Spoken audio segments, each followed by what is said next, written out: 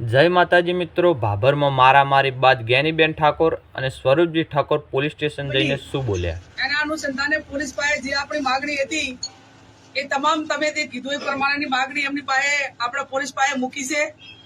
એમની આપણાને પૂરેપૂરી ખાતરી આપી છે.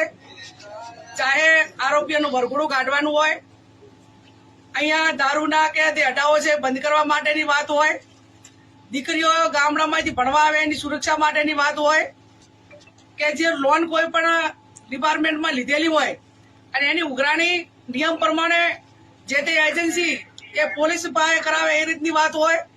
અને બીજું જે આ ગઈકાલે જે ઘટના બની એના અનુસંધાને પોલીસ પોતે કામ કરવા માટે અને આરોપીઓને પકડવા માટે પૂરેપૂરી એ પૈકીના 2 આરોપીઓને પણ પકડ્યા છે.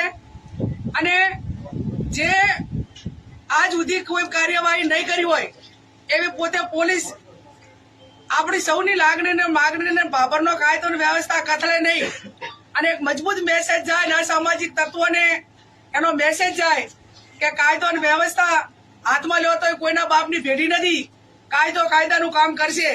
એ રીતે પોલીસે આપણને પૂરેપૂરી ખાતરી આપી છે.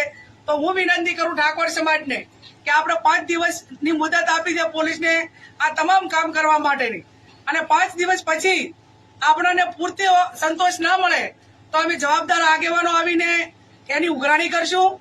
અને એ પણ નહીં થાય તો પછી 10, 15 કે 25,000 ઠાકોર સમાજને ભેગો કરવો પડે તો ભેગો કરીને આગળની કાર્યવાહી કરશું. પણ હું માનું છું ત્યાં સુધી પોલીસે ખાતરી આપી ત્યાં સુધી એ પ્રમાણેની કોઈ નોબત નહીં આવે એવો મને પૂરો પોલીસ ઉપર અને અહીંના બધા જ જે તપાસ અધિકારીઓ ઉપર આપણે અત્યારે વર્તમાન પરિસ્થિતિના આધીન એમના ઉપર ભરોસો રાખીએ છીએ. અને બીજું કે હમણાં જ સમાચાર મળ્યા હતા કે આપણે બધા આયા પછી હાઈવે ઉપર કોઈ ધમાલ કરતા હતા. તો અત્યારે તમને બધાને હું વિનંતી કરું છું કે હવે અહીં આપણી આ વાત માગણી પૂરતી આપણે પૂરી કરાશો. હવે કોઈ કાયદો અને વ્યવસ્થા હાથમાં લીધું ન, કોઈને કાંઈ નુકસાન કર્યું તો એ તમે પોતે જવાબદાર છો અને તમારી સામે કાર્યવાહી થશે એની નોંધ પણ તમે ગંભીરતાથી લેજો. એનું કારણ એટલા માટે કે આપણા નામે કરશે બીજા અને પડશે આપણા ઉપર. એટલે મહેરબાની કરીને આને તમે આ કેસને વ્યવસ્થિત ગુનેગારોને સજા કરાવવા માંગતા હોય તો પોલીસને સાથ સહકાર આપવા માટેની આપણી બધાની એક નૈતિક ફરજ છે. અને એ પ્રમાણે તમે કોઈ કાયદો હાથમાં લેતા નહીં અને બિલકુલ ક્યાંય કોઈને નુકસાન ના થાય એ પ્રકારનું તમે વર્તન કરજો એવી આપ સૌને વિનંતી.